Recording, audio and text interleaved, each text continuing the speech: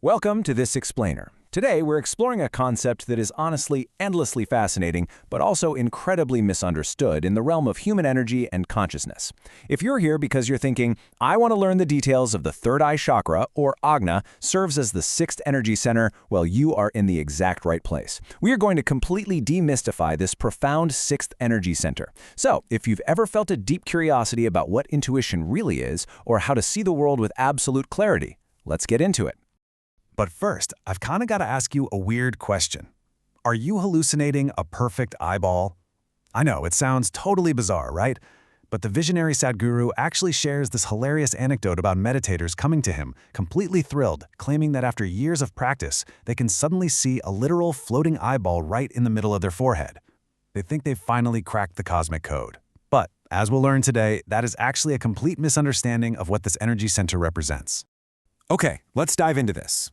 Sadhguru clarifies that the third eye is absolutely not a physical eyeball looking back at you in your mind's eye.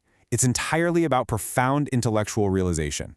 When this center is active, the illusions of the world just strip away, and you see everything exactly the way it is. It's a lens of ultimate clarity, not some kind of magic trick. So here's our roadmap for today's explainer. 1. Demystifying the third eye. 2. The chakra energy system. 3. Ajna, the sixth center. 4. Signs of imbalance. And 5. Opening your inner vision. All right, Section 1. Demystifying the third eye.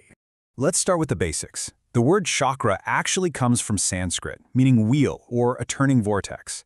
According to our sources, including energy expert Kiran and Sadhguru, a chakra isn't a physical organ you can just go find on an X-ray. Actually, it's a junction point. In the yogic system, there are these pathways of energy running all through your body called nadis. And whenever these lines of energy intersect, they create a highly concentrated energy center, a chakra. Now, pop culture loves to tell us that opening the third eye means seeing magical, colorful auras, predicting the future, or having these wild psychedelic visions. But the grounded reality? It's much different. Sadhguru teaches what is called the prajna path. This is a right-hand path of yoga that actually uses zero imagery. No colorful hallucinations, no imaginary states. Instead, it brings a steady, grounded, and completely unclouded perception of reality. You simply know what is true, and you don't get lost in the weeds. Moving right along, Section 2, the chakra energy system. 114. According to yogic sciences, that is the exact number of junction points, where 72,000 of those energy pathways, or nadis, meet in triangle formations throughout your entire body. That's a massive network. However, for practical spiritual growth, we really don't need to focus on all 114. The system categorizes 7 of these as the major, primary junction points running right up the central column of the body. And this brilliantly illustrates the system using 2 modern analogies. First, Karen describes these 7 chakras as the body's Wi-Fi routers. They're constantly transmitting and absorbing energetic frequencies and information from the world around you. Secondly, creator Clark Kegley likens them to a car engine. And just like a car, if one part breaks, you aren't going anywhere fast, right? If one router goes offline or one engine part stalls, the entire vehicle of your body and mind is going to struggle. Now, what's really interesting about this slide is how these 7 centers are grouped into a fascinating progression. Chakras 1, 2, and 3 make up your personality. So this is your survival instinct, your raw emotions, and your ego. But as we move up to chakras 4, 5, and 6, we enter the soul level. This is where you transition from basic physical needs into universal love, authentic truth, and finally, inner vision. The 7th chakra at the very top is the oversoul, dealing with total liberation. Notice exactly where the 6th chakra sits. It is the absolute peak of the soul level. Which brings us to Section 3, Ajna, the 6th center. So, let's map out exactly what Ajna is. It sits right between your eyebrows, transmitting and receiving an indigo color frequency. In terms of your physical body, it's directly linked to the pituitary gland, which is incredibly important because that little gland regulates your major hormones. And energetically, it corresponds to the 6th layer of your aura, which Karen beautifully refers to as the angelic body. Let's unpack that term a bit, the angelic mind. When your consciousness reaches this 6th layer, something truly amazing happens. Kiran notes that you begin synthesizing your karma. What this means in plain terms is that you develop neutral thinking. You move entirely beyond the draining polarities of the lower chakras. You know, that constant judging of things as strictly good or bad, positive or negative. The polarities neutralize, and you begin to experience love not as a conditional, fleeting emotion, but as a universal force. You are fully anchored as a soul-infused personality. And that leads to a profound reward.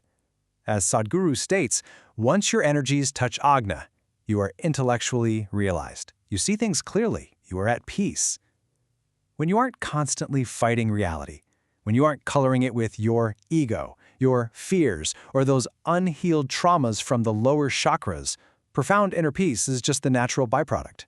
Section 4. Signs of imbalance. There is a stark contrast between an open and closed center here. A balanced Ajna, as Clark points out, provides a deep sense of inner wisdom. You feel connected to your higher self. You implicitly trust the guidance you receive. But a blocked Ajna? Man, that results in a heavy, painful state of self-doubt. You might feel deeply lost in life, constantly questioning your purpose. It creates a sort of spiritual blindness and a lingering sense of depression or isolation, where honestly, the more you learn, the more confused you actually feel. So, the crucial point is this. According to Sadhguru, your two physical eyes are actually highly deceptive. They are biologically wired for self-preservation. They filter the world to show you only what is strictly necessary for your physical survival. But the third eye, Ajna, bypasses that physical survival filter completely. It isn't trying to keep your physical body safe from a predator. It is trying to show your soul the absolute truth of reality. Finally, Section 5. Opening your inner vision. Let's move to and see how this builds into a highly practical roadmap for all of us. Step 1. Discard the need for external gurus to save you. Step 2. Actively practice that neutral thinking we discussed earlier. Literally catch yourself when you judge situations as rigidly good or bad. And Step 3. Begin to explicitly trust the gut instincts and intuitive guidance of your higher self rather than relying solely on external validation. I really want to highlight Step 1 with this awesome quote from Clark Kegley. He passionately warns against the trap of the cliché guru in the spirituality space. You know, those folks who position themselves as holding some secret knowledge that you must attain from them. As Clark puts it, there's nothing to give that you already have within you. You're already enough. Opening the third eye isn't about downloading secret information from the Himalayas. It is entirely about reconnecting with the innate inner knowledge your soul already possesses. Which brings us to our final thought for today. Are you seeing the world through the lens of your ego or your Ajna? Every single day you have a choice. Are you reacting from the survival, emotion, and harsh judgments of your lower chakras?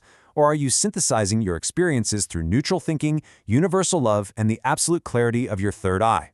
The next time you face a challenge, just pause and ask yourself which lens you are looking through. It might just change everything. Thank you so much for joining me for this explainer, and keep your inner vision clear.